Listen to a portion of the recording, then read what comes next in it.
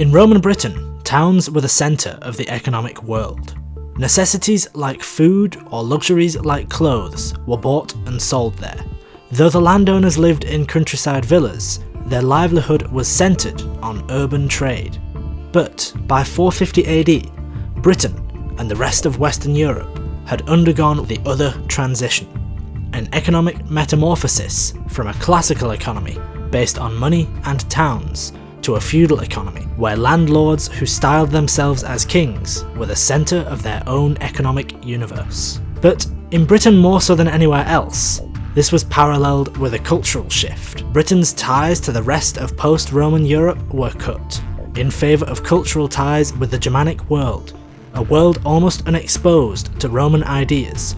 It's tempting to consider the other transition as an economic collapse rather than a change. A more complicated economic system was replaced with a less complicated one.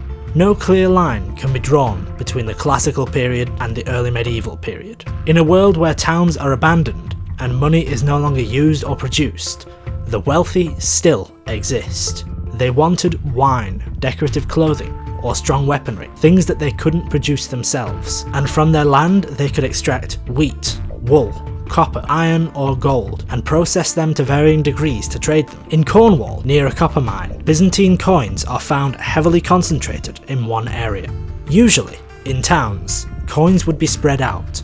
Individuals would lose them as they travelled into, out of, and around the town. So this, archaeologically speaking, doesn't look how a town should. After towns were no longer the centre of the economic world, copper was still needed. Here, in Cornwall, the trade continued, but it had moved.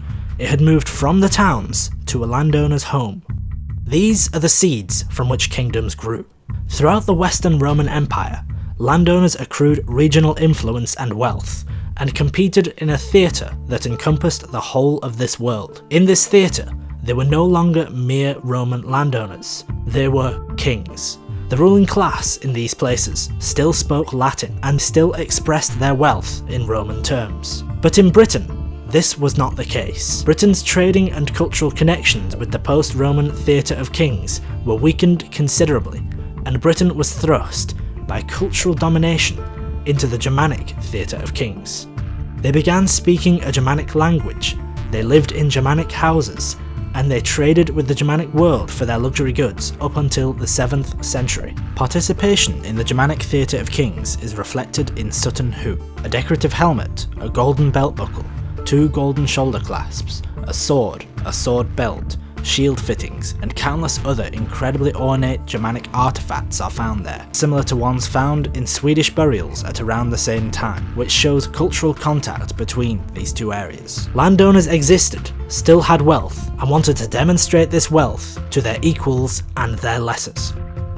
Post-Roman trading sites, like the one in Cornwall, fell out of use entirely, and Germanic locations, like Rendlesham, must have thrived instead. The residence of Rendle was a mansio, or trading settlement, that Bede tells us about, but we have only recently found out the goods of immense quality that were traded there. Rather than Sutton Hoo being exceptional goods that East Anglia went out of its way to obtain, the connections to get Sutton Hoo treasures were already at Rendlesham. We now know that the goods not only transported through here, but it is just as likely that they were crafted here. Rome could never be too distant, though. When Saxons arrived, Britain was littered with Roman ruins, and with Britons who spoke Latin. Roman ideas were integral to the emerging Anglo-Saxon identity. The Staffordshire helmet has Germanic designs, just like the one at Sutton Hoo, but it is decidedly Mediterranean in the whole, like a Roman Gallia. And, as culturally distant as they may have seemed, the Latin world was Britain's geographical neighbour. Only 4 miles away from the island, they spoke Latin, lived in stone houses, and had towns that never stopped being inhabited.